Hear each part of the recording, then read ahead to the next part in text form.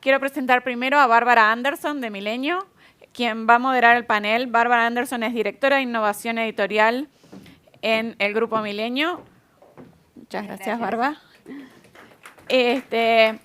Un puesto que incluye la edición de 350 suplementos que genera Milenio Diario, la gestión de Milenio Media Labs, el laboratorio de inteligencia y análisis interno del grupo, liderar el área de foros, que es nuestra socia aquí, de Brand Journalism y sinergias de toda la compañía. Además, es columnista de negocios en Milenio Diario y cuenta con varios programas de economía y finanzas en Milenio TV.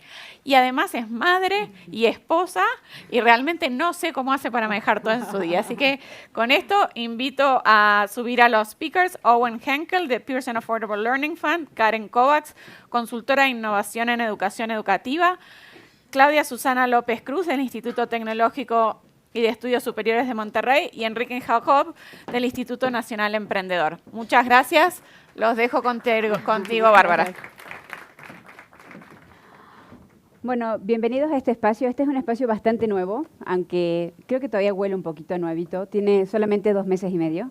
Ya vamos por el 5º foro y estamos muy emocionados con este espacio porque era algo que nos faltaba en Milenio, que era el contacto cara a cara con la gente, ¿no? Nos comunicábamos a través del diario, de las redes sociales, de la web, del periódico, de la televisión, pero no teníamos esta oportunidad uno a uno que es tan importante. Así que agradezco mucho y este es el primer foro que hacemos de emprendedores con el mejor socio que podíamos elegir, que es Edu4Me para su capítulo mexicano.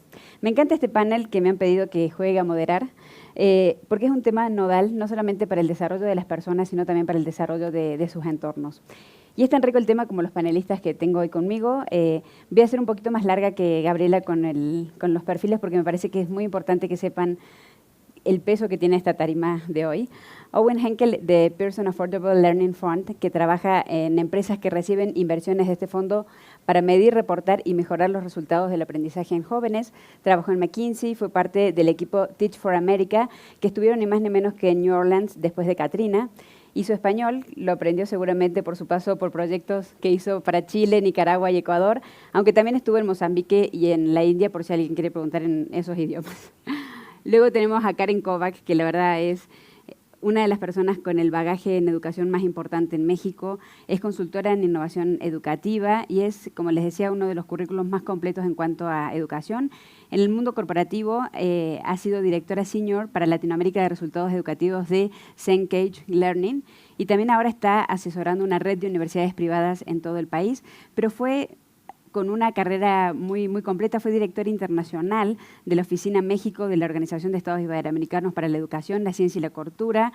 También fue directora general de Relaciones Internacionales para la SEP, directora general y jefa de Innovación y Seguimiento de Programas en la Administración de Servicios Educativos aquí en el DF, todavía se llama DF, y ha sido central en estudios sobre educación y en proyectos muy interesantes que invito a que busquen tanto en la UNAM como en Colmex.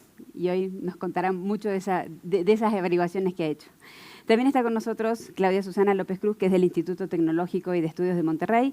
Es doctora en diseño, tiene una especialización en nuevas tecnologías y es la líder institucional de experimentación y medición de impacto en el TEC de Monterrey, que tiene mucho que ver con esto que vamos a hablar hoy en el panel. Y también tecnología y educación son sus focos principales de estudio y divulgación y realmente está haciendo cambios muy disruptivos dentro del TEC de Monterrey. Y también tenemos a la parte oficial, Enrique Jacob Rocha, que es un nombre que todos los emprendedores aquí presentes deberían ya tener muy grabado en su cabeza porque es el presidente del Instituto Nacional del Emprendedor. Es quien ideó este organismo, que es un organismo bastante nuevo, tiene apenas 3 años. Tiene el mandato federal de impulsar, fortalecer y hacer crecer a los emprendedores y a las MIPYMES mexicanas. ¿Y por qué tiene ese impulso y por qué es tan importante? En México, 99.8% de las empresas son MIPYMES y generan el 71% de los empleos del país.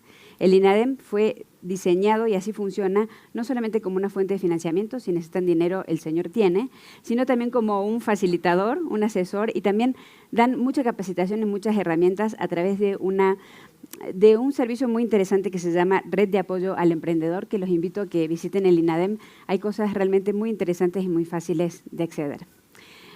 Hay una expresión que en esta era de memes y de likes se le atribuyen a Einstein, yo no sé si es de Einstein, pero lo vi en una placa de esas, que decía que todos somos genios, pero si juzgas a un pez por su habilidad para treparse en los árboles, pasarás tu vida pensando que es un idiota. Y esta es una cuestión que siempre me ha tenido muy presente. Cualquiera que haya pasado por la escuela sabe que cada alumno es un universo en sí mismo, lleno de habilidades, de curiosidades y de preocupaciones diferentes. Pero a la hora de medir el avance de todos estos universos, todos teníamos la misma hoja con 20 preguntas, fila 1, fila 2, fila 1, fila 2. Y me acordé de un caso, recién les decía en la previa, yo soy de un pueblo muy chiquitito del fin del mundo, en Córdoba, Argentina, que se llama La Cumbre, y un par de grados más arriba en la prepa iban los gemelos Scalabroni. Los gemelos Scalabroni se pasaban dibujando todo el santo día en todas las materias, o sea, en física dibujaban, en matemáticas dibujaban, y tenían un profesor, que era el peor profesor que teníamos todos, que era el de contabilidad, que les decía, a ver, Scalabronis, ¿ustedes se piensan que se van a ganar la vida haciendo dibujitos? Me gustaría que googleen Scalabroni. Uno de ellos es uno de los principales diseñadores de la Williams en Londres y el otro es el que todavía dibuja el Pato Donald en Disney. Ellos, contra viento y marea y contra su profesor de contabilidad que le decía que no iban a vivir de eso, se convirtieron en dos genios a los dos lados del Atlántico haciendo cosas muy interesantes. Hoy estamos a las puertas, sin duda, de una revolución educativa muy facilitada por la tecnología, pero todavía esta revolución se está gestando muy lejos de las aulas, desafortunadamente. Hay algunas puntas de lanza muy interesantes, como lo que está haciendo Platzi, como lo que hace Khan Academy, pero todavía hay espacios genéricos como YouTube, donde uno, si es un poco curioso y un poco interesado, pueden hasta encontrar muy buen material para estudiar. Lo que sí se ve en el salón de clases es cómo estas novedades realmente están teniendo efectos. Hay chicos que son apasionados de la historia y tienen series y series en Netflix ahora, en el momento que quieran verlos para poder crecer. Cualquier músico hoy puede aprender a tocar un instrumento, grabarse y publicar una canción original y propia en YouTube y convertirse en un éxito sin haber tenido que pasar por los caminos tradicionales de la música. Y Google Maps puede ser la mejor manera para estudiar geografía, incluso para entender esta ciudad que es tan compleja. Aún estamos clavados en las evaluaciones cuantitativas, en evaluaciones homogéneas, evaluaciones para todos, que dejan afuera muchos talentos y muchas habilidades. Estaba pensando, por ejemplo, en la prueba PISA, que es una prueba donde no nos está yendo nada bien en México, pero es una prueba absolutamente cuantitativa. Nos dice cómo nos va en matemáticas, nos dice cómo nos va en ciencias duras, pero en ninguna parte dice cuántos músicos hay en México, cuántos pintores hay en México, cuántos de los alumnos que están en las aulas mexicanas están haciendo cosas realmente creativas. Entonces, para arrancar un poco este panel, que se trata justamente de eficacia, me encantaría preguntarle a Karen Kovacs, en primer lugar, que nos diga si somos o no somos eficaces en México, que es un poco el tema central de este panel. Bueno, Bárbara, pues ahora sí que nos tenemos que ir a las cifras de la evaluación tradicional. De la Cuanti. De la Cuanti, y bueno, siento que tenemos un sistema educativo que es muy grande, 35 millones de estudiantes, muy diverso, que tiene una cobertura, buena parte tiene una cobertura casi total hasta educación secundaria. Sin embargo, tiene problemas de eficiencia terminal, básicamente en bachillerato, de cobertura en educación superior, un rezago súper importante de las personas mayores de 15 años que no han terminado la educación básica, que es equivalente casi a los 35 millones que están en el sistema mismo. No, terrible. Y bueno, yo creo que podemos decir que tenemos desafortunadamente una educación obligatoria que es en ese sentido insuficiente, que es de mala calidad, sí, con base en las pruebas de PISA, porque estamos desde esa óptica, digamos, tenemos la mitad de la población, la mitad de los estudiantes están en los niveles 0 y 1 de PISA, habiendo 6 niveles, y un porcentaje muy chiquito, entre 3 y 6%, están en los niveles más altos de PISA y en el nivel mayor, menos de 1%, o sea, sí son cifras, digamos, dramáticas. Yo creo que también podemos decir que es un sistema desigual, un sistema en donde hay grandes Méxicos, ¿no? desigualdades entre los estados del norte, los estados del sur, entre la educación en escuelas rurales y escuelas urbanas. también debemos decir que es un sistema ineficiente porque invertimos mucho en educación, mucho más que otros países que están en la OCDE, y sin embargo pues tenemos estos resultados. Y en última instancia, de lo que ya se ha hablado aquí, es que tenemos un enfoque pedagógico realmente obsoleto, estamos muy lejos en general de los temas de innovación disruptiva en el aula, ¿verdad? En la educación formal ciertamente no lo tenemos. La parte buena, para no acabar en una nota para no empezar en una nota tan negativa, siento que la agenda educativa como nunca ocupa un nivel central en la discusión pública en México, en el interés justo ahora, y siento que ciertamente hay un espíritu de cambio, o sea, estamos reconociendo, y es el primer paso, ¿no? Hay que cambiar, hay que mejorar, estamos tratando de crear una cultura de la evaluación, y yo creo que lo que falta, que es muy importante, es un consenso sobre cómo cambiar, hacia dónde cambiar, para qué cambiar, cómo evaluar lo importante realmente, qué lugar darle a la evaluación en la mejora de los aprendizajes, y muy, muy importante cómo reconocer lo que sí funciona bien, escuelas, maestros, alumnos que están haciendo cosas innovadoras, exitosas. Bueno, en el caso de Owen Henkel, tu expertise dentro de Pearson, en cierta manera, también es medir el impacto que tiene la educación en la vida de una persona. No es solamente si se sacó 10 en su prueba de inglés, sino saber si saber inglés le permitió abrir un negocio en Londres, en el que le fue muy bien. ¿Cuán fácil o cuán difícil es poder medir el impacto que tiene la educación sobre la movilidad y sobre el éxito de las personas? Súper difícil, bien difícil. Creo que hay una tensión fundamental en medir impacto, y es entre comparabilidad y personalización, like personalization and comparability. Sí. And voy a cambiar en inglés, si está bien, me sale mejor así. That tension between comparable and average, how do I do compared to everyone else, is very important when you're trying to evaluate the best thing or the most effective way to teach someone. At the same time, as you mentioned, it doesn't capture everyone's individual talents. Exacto. The tricky part is that if you only look at the personal, you can't compare if it's actually good or not, because it's only for you. So there's this fundamental tension that I think that can never be fully resolved.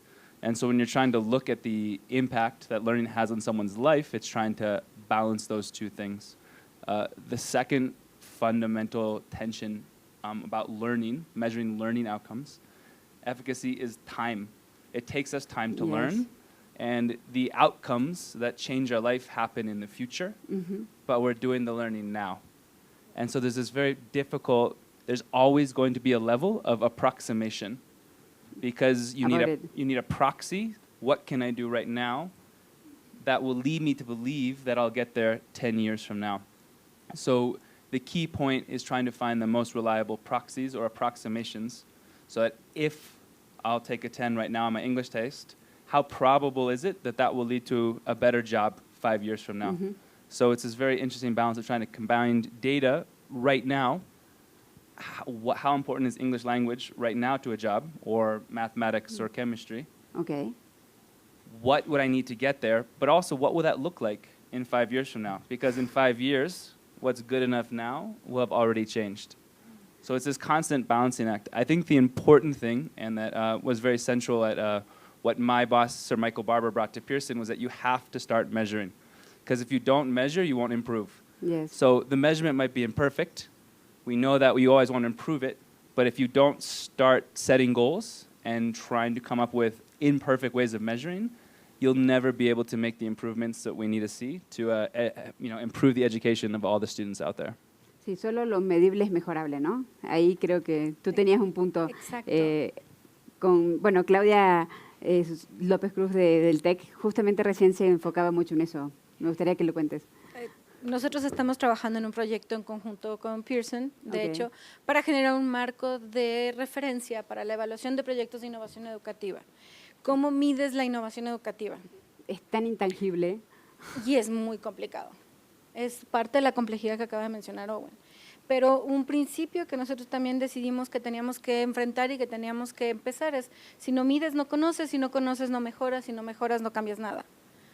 Entonces, Y no estamos tan acostumbrados a las evaluaciones. No, Digo, hay lo estamos una viendo en las portadas de los resistencia. periódicos con los maestros y también pasa en las empresas, no solamente en las escuelas, ¿no? O sea, no estamos tan acostumbrados a que nos evalúen, sentimos todo muy personal, muy… y también por el qué pasa después de que me evalúan. El Ok. problema es ese, ¿no? No es tanto que me evalúen, sino las consecuencias de esa evaluación. ¿Qué pasa cuando alguien me evalúa y yo tengo ese miedo de la comparación con el otro, con el proxy? ¿Qué va a pasar si yo salgo mal en la evaluación? ¿Va a haber una posibilidad de mejora? ¿No va a haber una posibilidad de mejora? Una de las cosas que nosotros veíamos es que los videojuegos son tan buenos y tienen tal nivel de enganche porque siempre me permiten regresar al nivel para mejorar mi desempeño. Y eso es algo que nosotros no tenemos considerado en los sistemas de evaluación. ¿Por qué no le permitimos al usuario o al estudiante o al aprendiz A una segunda oportunidad. o una tercera, o una la que sea? Lo que quiero es que aprendan, no me interesa quedarme con la primera o segunda o tercera falla. Lo que quiero es que aprenda. Y a las diferentes personas les va a llevar diferentes tiempos, que también es otra de las cosas que decía Owen. Y, bueno, tu especialidad sin duda es la innovación y la tecnología. ¿De qué manera la tecnología puede ayudar o las herramientas digitales a poder evaluar de una manera más a la medida, tailor-made, tanto a los alumnos y sus vocaciones, como a los maestros, como a los sistemas educativos? ¿De qué manera la tecnología ustedes ya la están usando o qué has visto que puede ayudar? Hay diferentes mecanismos. Nosotros hablamos de un embudo de innovación, el famoso pipeline de innovación. En el embudo de innovación, tú no solamente evalúas al proyecto, evalúas también a quien ayuda al proyecto. Entonces, el desempeño es compartido y esa es una de las primeras cosas que tiene que cambiar. Que empieza a ser de dos vías. Sí, claro. Yo soy medido en función del desempeño del que ayudé. Es decir, no es solamente el desempeño del que está aprendiendo, sino también a mí, cómo me evalúa eso que el otro aprende. Entonces, eso te compromete y genera un lazo de compromiso entre ambas partes. Pero más allá de eso también es que la medición no debe ser solamente, la eficacia no pasa por la medición exclusivamente de la parte cuantitativa. La parte cualitativa es la que te permite hacer el tailor-made, aunque la parte cuantitativa te permite hacer comparativas. Sí, sí, La sí. parte cualitativa no necesariamente te va a permitir comparar de una u otra, extrapolar. La parte cuantitativa sí, Sí. pero la cualitativa te permite saber el por qué, las Exacto. razones que están detrás de aquello que está pasando. Y me das el pie perfecto para preguntarle a Enrique Jacob del INADEM. Hace muy poco me tocó entrevistar a Mónica Flores, que es la directora para Latinoamérica de Manpower, hablando sobre la escasez de talento. Hoy por hoy, 44% de los puestos en México no pueden ser ocupados porque no macha la necesidad del puesto con la gente que hay disponible en el mercado. Y me decía que uno de los principales puntos donde se encuentran las fallas en los candidatos es en las soft skills, ¿no?, que le llaman, en que no saben trabajar en equipo, en que no saben trabajar con diferentes áreas, que les cuesta hablar en público, estas como habilidades que a lo mejor no son medidas en la prueba PISA, como ya vimos, pero sin duda son muy importantes ahora. ¿De qué manera el INADEM puede ayudar desde su posición a los emprendedores? Porque a lo mejor tenemos un genio de la programación que es incapaz de pararse delante de alguien, hacer un pitch a un fondo para que compre su proyecto. Tú tocas un tema verdaderamente importante porque, pues efectivamente, en el proceso de formación, tú estás desarrollando tus habilidades, digamos, duras, te estás preparando para enfrentar algún tipo de emprendimiento, pero luego pasas a la necesidad del trabajo en equipo, pasa a la necesidad de vender adecuadamente tu pitch, de tener la capacidad para negociar, es decir, una serie de habilidades que se van adquiriendo, digamos, de otra forma, ¿no? Entonces, yo creo que lo primero es muy importante que las instituciones educativas también sigan trabajando en eso. Platicábamos antes de pasar aquí al panel que, por ejemplo, en mi experiencia, cuando tenemos contacto con quienes están dentro de instituciones educativas, yo no he encontrado una sola que no me diga que tiene programas de impulso a emprendimiento, pero te encuentras desde instituciones que es parte de su ADN. Como donde el hay un TEC. trabajo permanente, lo estamos platicando, lo que hace el TEC de Monterrey respecto al inicio de los nuevos estudiantes que van a formarse en su universidad, digo, más allá de procesos de estandarizar, digamos, las capacidades de quienes están llegando a esa universidad, lo que hacen es que los enfrentan a una experiencia emprendedora. Hasta instituciones que te dicen, muy orgullosas, ya tenemos un programa de emprendimiento, ya contratamos al profesor que da la clase Emprendimiento 1, ¿no? Entonces, con Anuyes estamos trabajando, Ok. no hemos iniciado el Bueno, proceso explica de un poco estudio. qué es Anuyes, porque no sé si todo el La mundo lo Asociación sabe. Nacional de Instituciones de Educación Superior. Sí. Con Anuyes estamos trabajando para poder llevar a cabo un estudio de las acciones que están, de las acciones educativas que están asociadas a la Anuyes, precisamente para tratar de identificar, vamos a decir, 3 niveles de instituciones de acuerdo a sus programas que impulsan emprendimiento, esperando que de esto se deriven una serie de mejores prácticas, es decir, compartir lo que está haciendo el TEC, compartir lo que están haciendo algunas otras instituciones, etcétera, para motivar a que todos vayamos pues alineándonos a pues gran tendencia en la cual quienes se están formando en esas instituciones pues tienen la oportunidad de impulsar su emprendimiento. Por parte del Instituto Nacional del Emprendedor, nosotros básicamente funcionamos a través de, nuestro Fondo Nacional del Emprendedor, nosotros lo ejecutamos por la vía de convocatorias o programas que se ejecutan por esa vía, y lo que hacemos es acompañar a aliados del ecosistema en programas de impulso a alguna metodología que lo que busca es precisamente ayudar a identificar pues esa vocación emprendedora, ayudarlos a poner pues esas primeras etapas en blanco y negro, lo que vienen siendo sus ideas, o algunos procesos un poco más, digamos, complicados o no complejos, en los cuales acompañas al emprendedor con alguna metodología, como viene siendo, por ejemplo, la Lean Startup, ¿no? Es decir, una metodología de emprendimiento mucho más ágil. Entonces, sí, para nosotros, para el Instituto Nacional del Emprendedor, por supuesto que es una prioridad, y estamos interactuando con un ecosistema que cada vez estamos viendo más sólido, más comunicado, precisamente en esa dirección con nuestros aliados que se encuentran en los procesos de formación, ¿no? En la parte pues, educativa. Y me imagino que, volviendo un poco al título de este panel, eso busca mayor eficiencia en los emprendedores, que la inversión que tiene determinada el INADEM para apoyar a los emprendedores sea mucho más, o sea, se haga más con menos, ¿verdad? Me imagino que es un poco la manera de llegar más rápido a eso. Y me vuelvo a lo mejor un paso más atrás con Karen, que tiene muchísima experiencia en esto, y me gustaría, todo el tema de la eficiencia creo que termina dando vueltas alrededor de las evaluaciones. Me gustaría que me cuentes un poco de dónde viene la idea de las evaluaciones, en qué momento empezamos a sufrir por ellas. Y también hay todo un tema, una corriente internacional de muchos países que están no a las evaluaciones, ¿no? Finlandia y todos estos países noruegos, y hay otros países que evaluación sí o sí, como los países asiáticos que son absolutamente inflexibles al respecto. Me gustaría que me cuentes un poco qué pasa con las evaluaciones. ¿Es algo tan binario, sí, no? ¿O es algo un in-between en para qué o cómo? Pues muy buenísima pregunta. Bárbara, yo siento, y tratando de ser un poquito polémica respecto a lo que se ha dicho acá, porque siento que en efecto no es binario, y bueno, podemos decir, sí es cierto que desde algún ángulo solo se puede mejorar lo que se mide, por ejemplo, por eso México entró a pruebas PISA, no fue automático, hubo toda una discusión para que entráramos, pero por otra parte, no todo lo que se mide mejora automáticamente. Yo creo que en México bueno, tenemos lo dijo un recién ejemplo. también claramente Estamos Claudia. midiendo hace un buen rato y no necesariamente mejorando al ritmo al que queremos.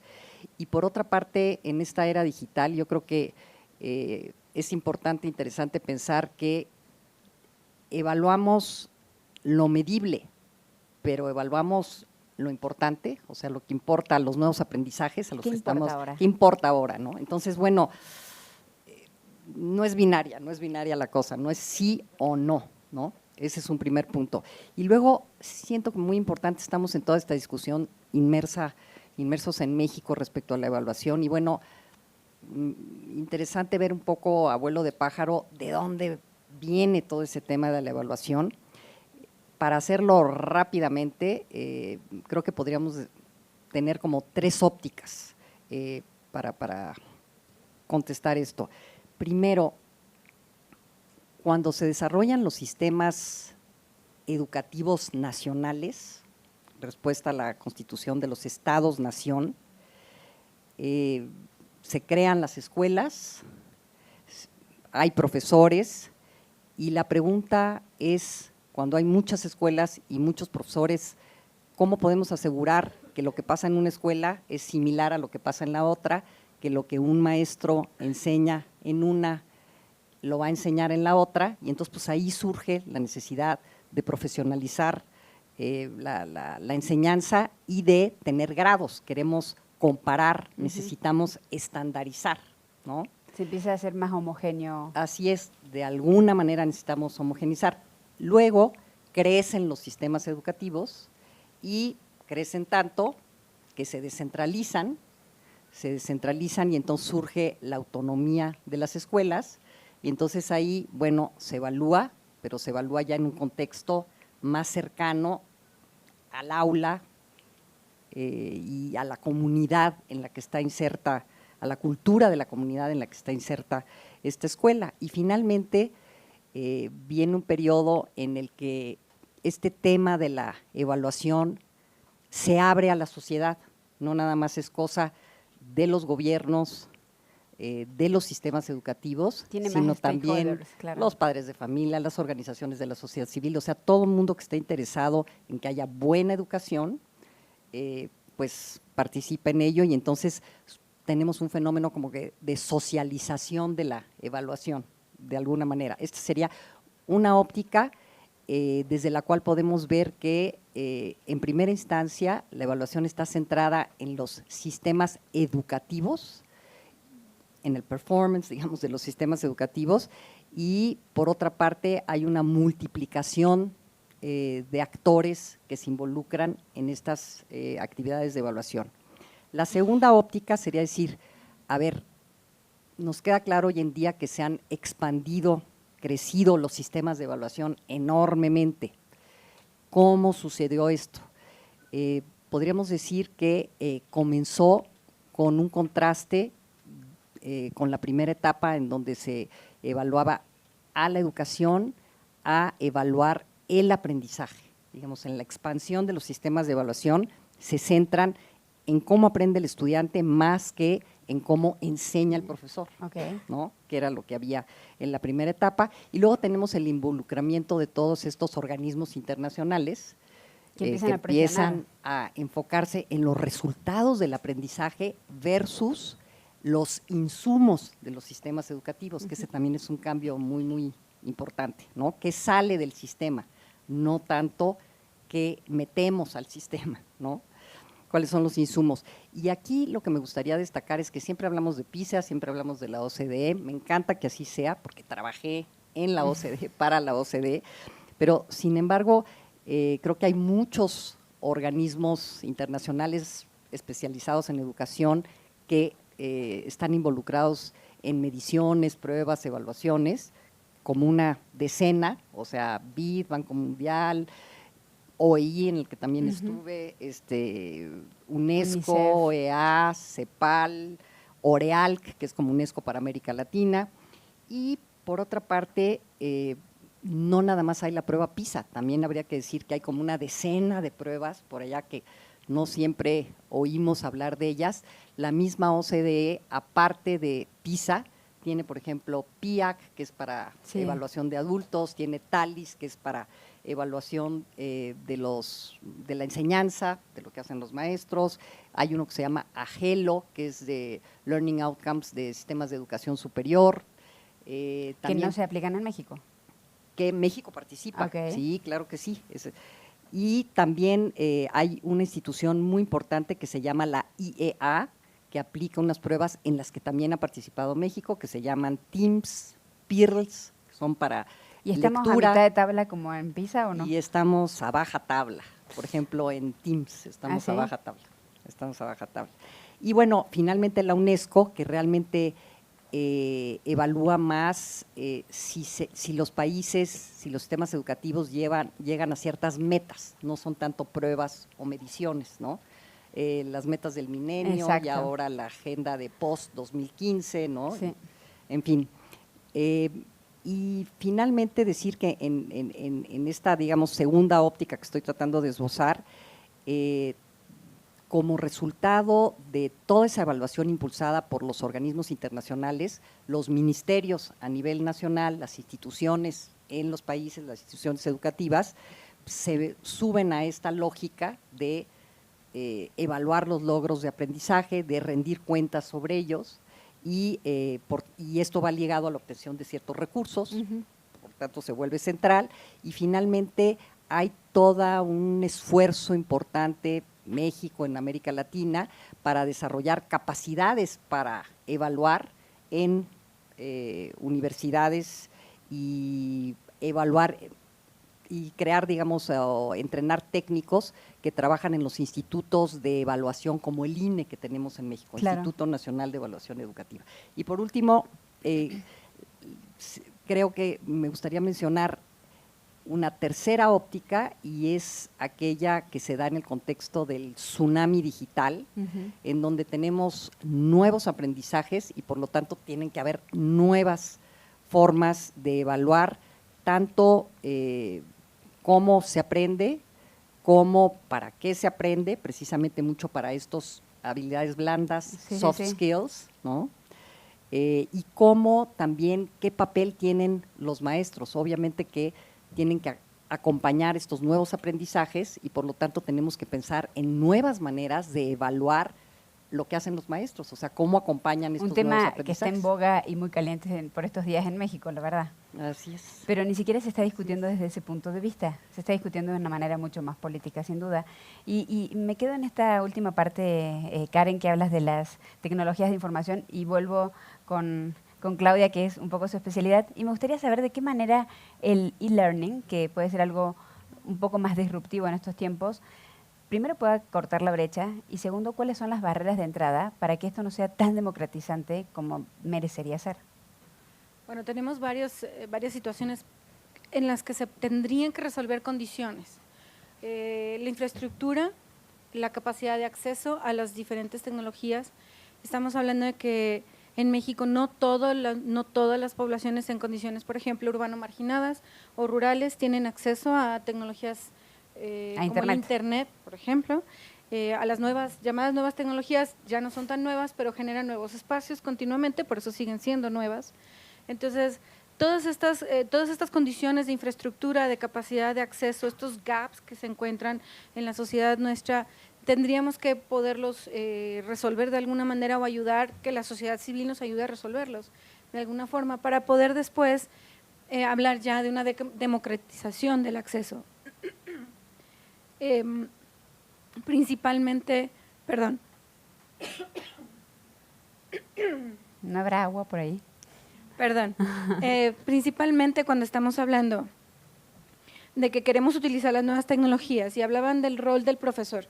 Si tú estás hablando del rol del profesor, ¿para qué quiero un maestro? Yo me lo he preguntado. ¿Cuál es mi papel como profesora si yo sé que mis alumnos, lo que yo estoy diciendo, lo están googleando en ese momento? Y están viendo si lo que estoy diciendo es cierto o es falso. Si lo que, eso sí, ¿no? Si yo lo que ¿Y les te han estoy- cachado o no? Gracias a Dios no. Porque lo googleé antes de entrar a clase. Muy bien.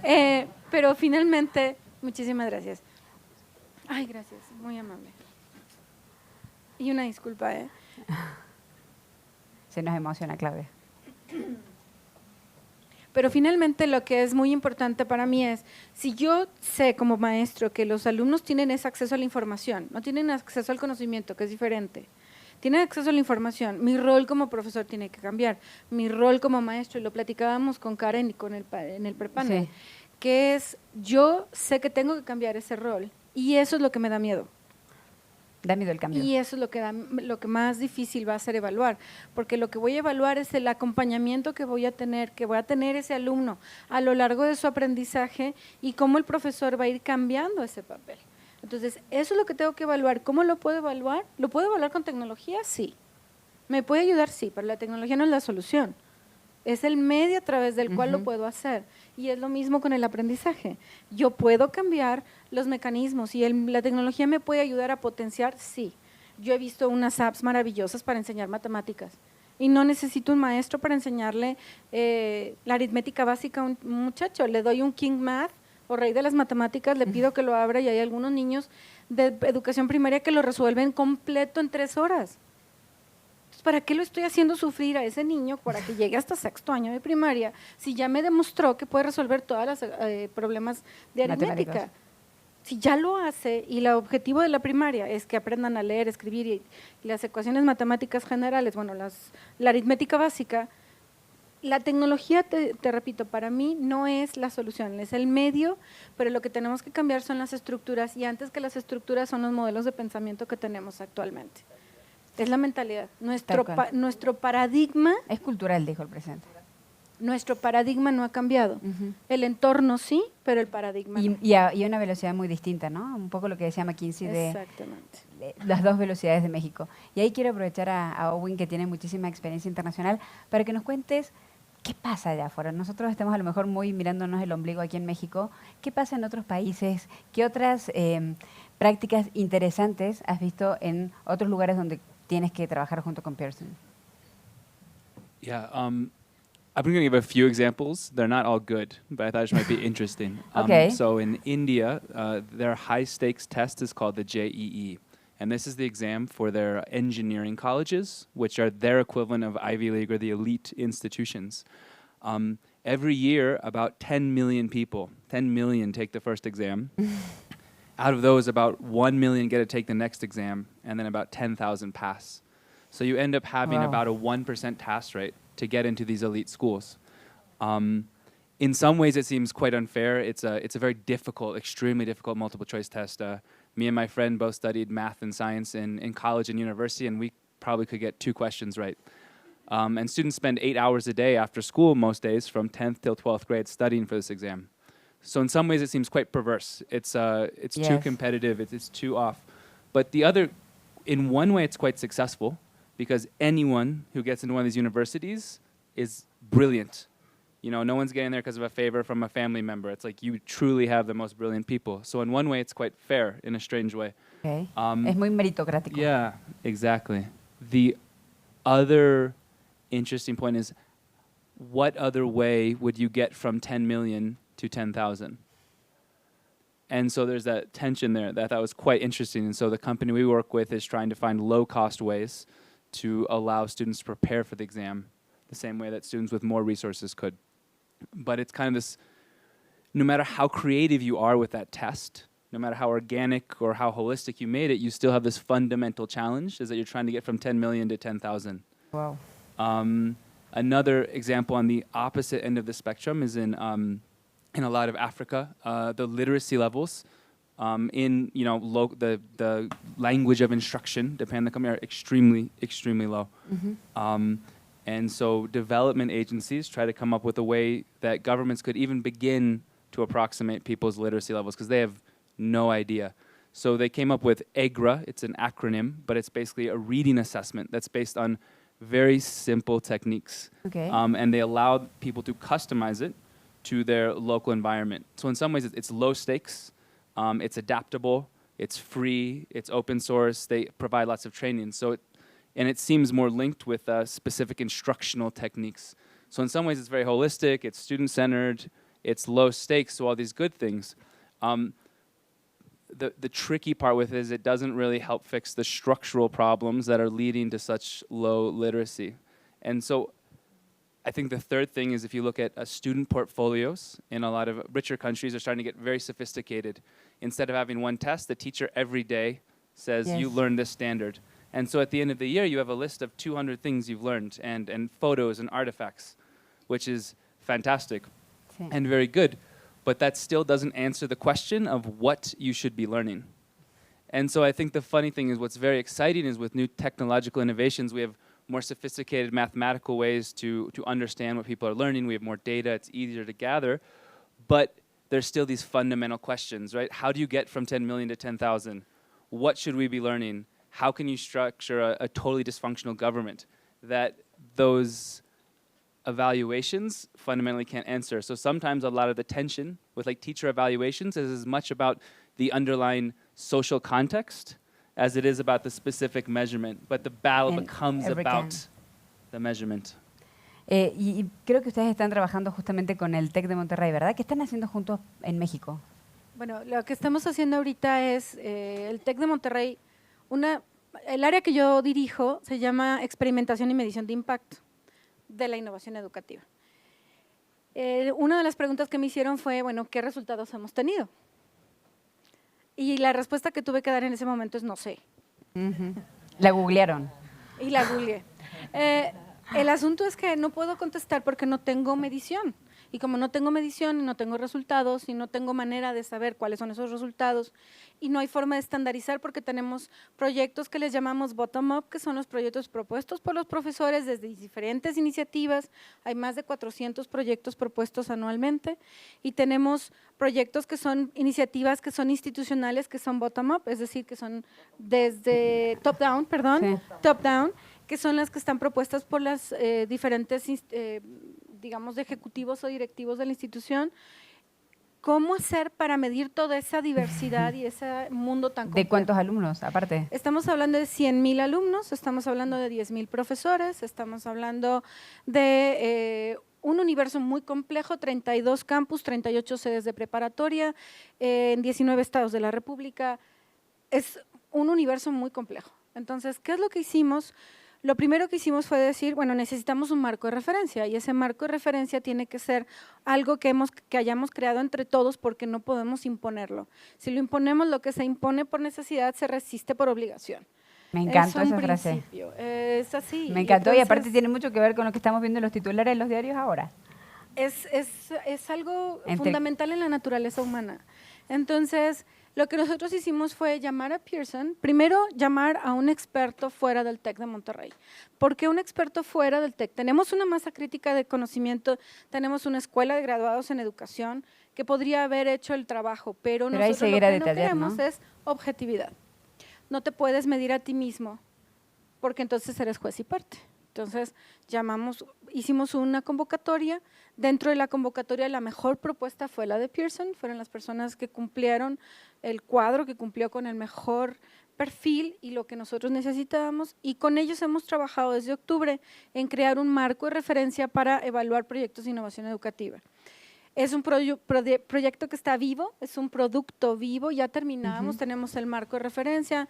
En agosto lo lanzamos a la comunidad, pero toda la comunicación tiene que ver con, lo evaluamos juntos, es una evaluación cualitativa, no cuantitativa, la escala de mediciones por colores, no es numérica, no hay promedios y es una primera resistencia que he encontrado. Bueno, pero ponle número a los colores, no. Sí, no, el verde no está mucho mejor que el números. rojo. Es que sí, pero es cero. Es que caemos en ¿el eso. rojo es cero? Sí. No, el rojo es que tienes que cambiarlo, tienes que crecer. ¿Ámbar verde es bueno o es malo? No es, tienes área de oportunidad para cambiarlo. Eso es algo que nos está costando mucho trabajo en todos los ámbitos porque todos estamos acostumbrados a que sea palomita o tache. Sí, es Nuestras pruebas son de palomita o tache. Es que creo que tenemos que cambiar ese mindset totalmente, desde las instituciones, desde el gobierno, desde las empresas. Y ahora le voy a pasar el micrófono. Déjame hacerte un último comentario rapidísimo en este. Lo más interesante es que cuando yo les digo, me preguntan, entonces mi proyecto tiene que estar en verde. No, porque cuando esté en verde lo tienes que entregar para que pase operación. Ah, ok. Porque ya está listo. Si tú me dices que tu proyecto ya está en verde todo, pásamelo para que se lo lleve a la operación. No, es que es mío todavía. Entonces tienes área de oportunidad para crecer, necesitas reflejarla. Sí. Y ese fue el mejor argumento que encontramos para que fueran más objetivos. Sí, yo nada más una cosa que quería decir, es un happy problem el que tienen, o sea, es complejo, pero no hay tantas instituciones incluso en recién México. En el pre-panel hablábamos de que como hay muchos Méxicos, hay muchas universidades y hay muchas escuelas, deberíamos aprovechar aquellas que están más avanzadas, como el TEC de Monterrey, que ya está hablando de colores y ya no está haciendo las 20 preguntas fila 1, fila 2, para que se convierta a lo mejor en la madrina de instituciones que están en una etapa mucho más embrionaria de este tipo de cosas para ahorrarles la curva de sufrimiento y pasarles sus mejores prácticas. Y le quería preguntar justamente a Enrique, porque este es un foro sobre emprendedores, él se encuentra todos los días y se choca con muchísimos emprendedores de todo el país. ¿Cuán importante es para los emprendedores mexicanos el tema de la educación? ¿Cuánto están innovando? ¿Cuántos nuevos proyectos emprendedores tienen como meta solucionar problemas de educación?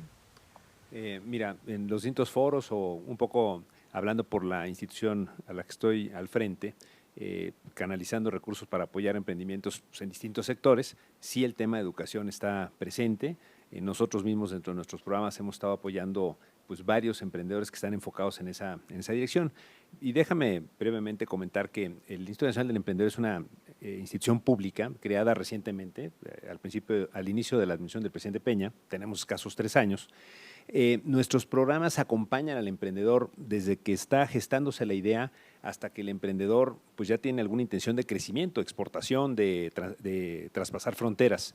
Y nuestros programas también, como decíamos, se ejecutan por mecanismos de convocatoria y concretamente en los acompañamientos a los emprendedores tenemos distintas formas en las cuales podemos estar pues, al lado del emprendedor, apoyándolos, por ejemplo, para compartir gastos, recursos de los que en un momento determinado él requiere para un proceso de incubación, para un proceso de aceleración.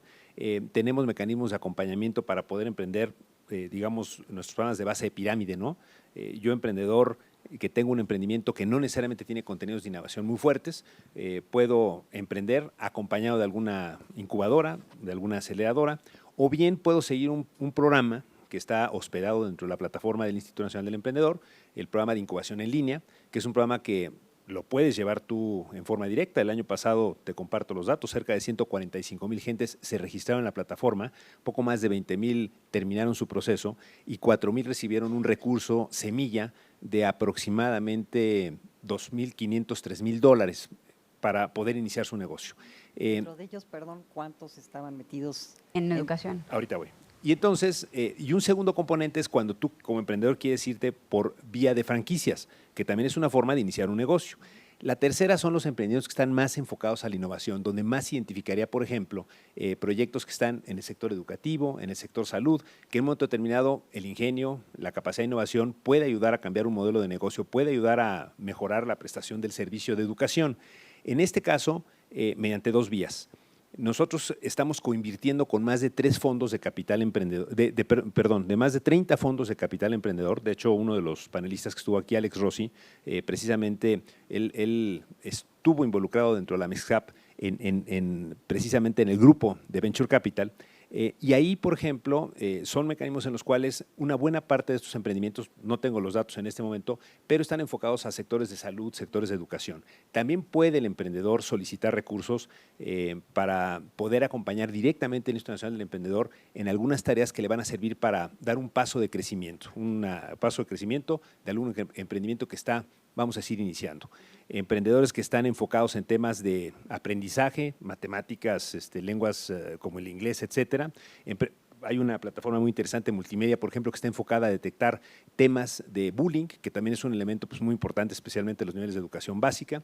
Entonces, sí es un tema que cada vez más llama la atención al emprendedor. Ahora, con estos mecanismos de plantear retos y jalar el ingenio o el talento emprendedor para que nos ayuden a resolverlo, como lo hacen muchas instituciones públicas, privadas, de educación, me parece que ahí también hay un área de oportunidad relevante como para que el responsable de la educación pública en México, por ejemplo, cada vez más recurra a este tipo de mecanismos en los cuales tú te planteas y convocas a la comunidad, al talento emprendedor, a innovadores, a agentes que están en temas de coding, etcétera, para que te ayuden a pensar un poco fuera de la caja, para que te ayuden a resolver ciertos temas, incorporar tecnologías y de esta manera tú puedas estar mejor enfocado a la prestación de tus servicios o a resolver problemas concretos. Buena parte del emprendimiento también se relaciona con algún problema previo que tú tuviste. Entonces hay emprendedores que te plantean pues, y no necesariamente en el sector educativo, pero digo en general, que te plantean algún modelo de negocio que tiene que ver con algo que ellos les tocó padecer y están haciendo una aportación para poder mejorar la prestación de ese servicio. Ok, pero la pregunta original me faltó saber exactamente si hay interés en este sector o no. Sin duda. Okay, Yo te comentaba, en temas de educación hay interés. Y salud. Han aplicado emprendedores, hemos apoyado emprendedores como te decía, en modelos de emprendimiento que están enfocados a cómo mejorar temas de aprendizaje, este tema de bullying, etcétera. Y insisto, yo veo pues mucho interés en esta parte de la comunidad emprendedora de ayudarte a resolver ese tipo de mejoras, ¿no? Bueno, con este panel tan fantástico, me imagino que están desesperados por preguntar. No tenemos mucho tiempo porque ya hace rato que puso ceros el contador. ¿Sí? Con uno de los micrófonos, si les prestan.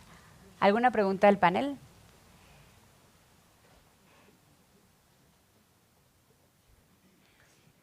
Gracias. A mí me hace un poco de ruido y nada más quiero conocer su perspectiva de cuando yo llevo tecnología a las aulas, cuando yo empiezo a innovar. Me queda claro, yo soy un estudiante del TEC de Monterrey y me queda claro bien cómo funciona en mi aula y cómo lo implementé y cómo lo sigo implementando. Pero cuando yo lo intento aplicar en sectores socioeconómicos, ¿cómo se puede decir?, de la base de la pirámide, no me gusta la sensación de que van, llegan, juegan con las tablets y con la realidad virtual y se van y regresan a su realidad de todos los días, en donde quizá uno que otro sí se le planta la semilla y sus papás y el ecosistema y todo hace que salgan adelante, pero me hace mucho ruido que los niños lleguen a su realidad, a una realidad que no es la hermosa realidad de computadoras. Que haya ese gap tan grande. ¿Cuál es su perspectiva ahí de cómo realmente impactar sin que les demos como un dulce nada más a una realidad muy fuerte que existe en el país? ¿A quién le preguntamos? ¿Tú? Quiero comentar algo muy rápido. Siento que, bueno, te entiendo, pero yo creo que lo que se está discutiendo hoy en día es que cómo hacer que todos los distintos esfuerzos de innovación que están dispersos, no nada más en México, sino en otros países, puedan escalarse y puedan hacer sinergia entre sí. Eso tiene que ver con quién da dinero para que eso se haga, quién coordina para que eso se haga, a nivel de autoridades educativas, desde las empresas, cómo se fondea con esa visión de escalar las innovaciones y de hacer sinergia entre los distintos esfuerzos de innovación. No sé, sería un ángulo. Sí. Pues, digo, siendo del TEC ambas, yo lo que te puedo decir es que es muy difícil trabajar en un entorno altamente tecnologizado como es el TEC y luego tratar de ayudar a entornos en los que la tecnología prácticamente es inexistente. Como nosotros lo hemos encontrado, como hemos encontrado algunos proyectos que son de innovación en sustentabilidad social, es a través de ayudarles a generar sus propios recursos. Y es cómo cambias el entorno, cómo le ayudas a ellos para que desde su perspectiva cambien su entorno. No con lo que tú crees que ellos necesitan, sino con lo que ellos identifican que necesitan. No sé si eso te da alguna idea. A ver, la última ya cerramos, porque estamos como en los Óscares, me están por subir la música, así ya. Un comentario, estamos hablando de la parte de innovación, de herramientas, pero también es muy importante la parte de cómo hacer llegar esto pues, por la vía de infraestructura. Ahí también la Secretaría de Comunicaciones está haciendo un gran esfuerzo por aumentar precisamente la cobertura. Muy pronto se va a lanzar una serie de asociaciones público-privadas para, mediante la estrategia de red compartida, poder hacer llegar pues, todas estas capacidades de comunicación hasta los lugares más recónditos. No solamente en tener internet, sino tener un internet de suficiente capacidad. Bueno, y un poco para hacer el cierre, ¿somos eficientes? No, ya nos dimos cuenta. ¿Se están haciendo cosas interesantes? Sí, ya nos dimos cuenta. ¿Hay dinero? Sí, ya también nos dimos cuenta.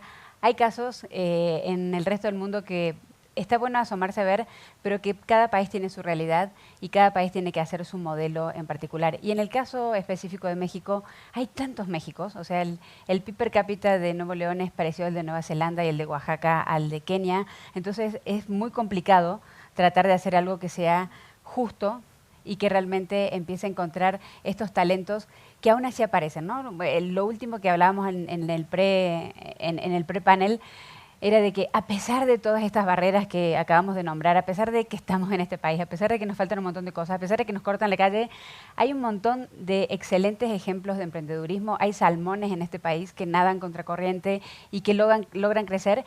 Y creo que una buena iniciativa del INADEM, de las universidades y también de las instituciones educativas es mostrarlos. Yo creo que lo mejor es el ejemplo cercano, es el yes we can, el sí podemos hacerlo, el si mi vecino de al lado lo hizo, yo también lo puedo hacer.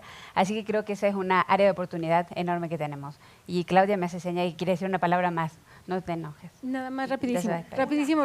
Una. Los quiero invitar a participar en un premio que acaba de lanzar el Tecnológico de Monterrey, que es el Tech Startup Challenge. Lo pueden googlear así tal cual. Y si no, bueno, vamos a ver de Sí. poderles enviar la invitación. La convocatoria cierra el 31 de julio, pueden enviar sus propuestas. El primer lugar tiene un premio de $10,000 y los primeros 3 lugares tienen apoyo de una de las incubadoras que estén más cercanas y del mentoreo de innovadores que nosotros ya tenemos y de emprendedores que han tenido éxito. Claudia, ¿hay límite de edad? No. Bien. Muy bien. Muchísimas La gracias a innovación todos. no tiene edad.